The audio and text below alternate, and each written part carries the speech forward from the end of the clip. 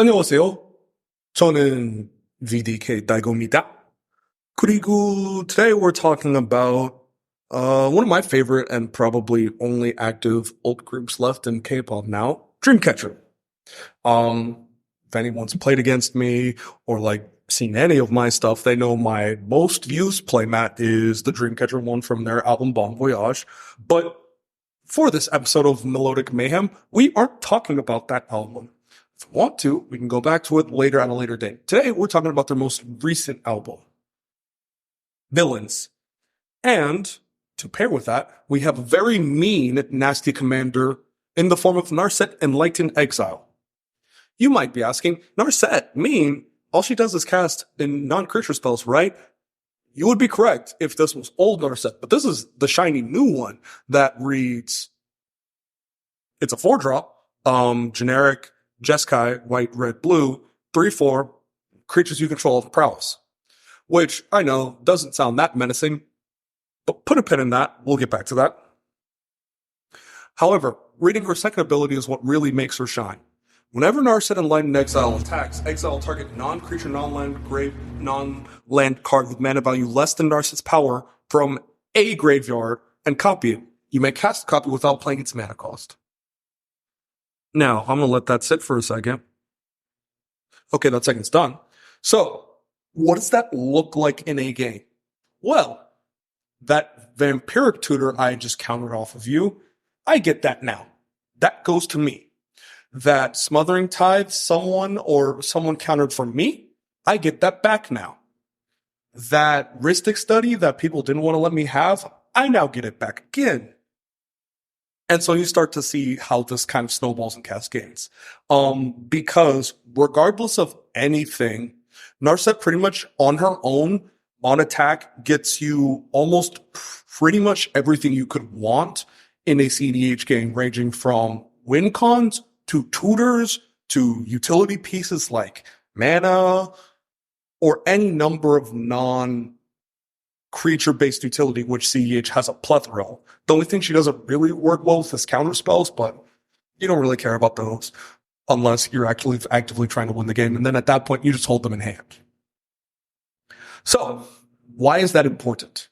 Well, putting that back in a pin or returning back to that pin, Prowess is super good.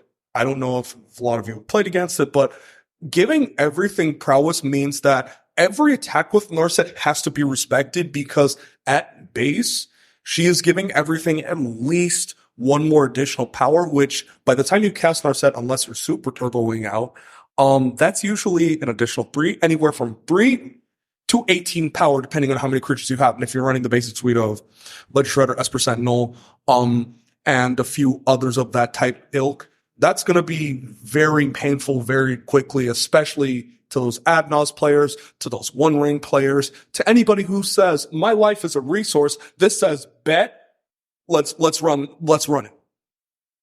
So connecting that back to Dreamcatcher, their most recent album is called Villains. Why is that important? The song that's chosen for this video, OOTD, or for those who aren't super into this, Outfit of the Day, is a satirical take on narcissistic idol culture in a vein similar to Yosobi's recent song, Idol. However, this one is a lot more aggressive and very, not mean-spirited, but very critical in tone. And so, with that being said, it's very much a good reflection of this deck. This deck takes a critical eye at cEDH players and their philosophy in terms of winning as efficiently and as fast as possible, and says, how much do you want it? Because, as I mentioned, a lot of them are fetch land. The amount of pinging you have to get around is a lot. And so the fact that she presents, much like Najila, a very violent, aggressive threat super early on has to be respected. So every attack has to be respected. Everything she can get back has to be respected. Every counterspell, everything you do has to be either really smart or absolutely balls to the wall. You're going for it at any given time. It's a Hail Mary because she will expose what your weaknesses are as a player. As if you're an opponent, obviously. If you're a pilot, you're just going to have fun watching people crack under the pressure because she puts pressure fast. which is what Dreamcatcher does, to a lot of different artists, so much so that they've completely changed their sound to be more in line with their stuff because they're at the head of the pack in terms of their genre. And no one else is coming close, except maybe a few here and there, but like that's very far in between. So why play this deck? Well, if you like people being very dumb, this deck is super good at that in terms of like chewing through people and being very fast and very like resilient. But it's also this, like, you can grind out games extremely efficiently as well in terms of, hey, sometimes a big 30-30 will just win you the game. So that's the moral of this deck. And so so tying this back to the song, it's very much about ultimately being who you want to be amidst chaos and like a bunch of other things going on. It's like, just be you.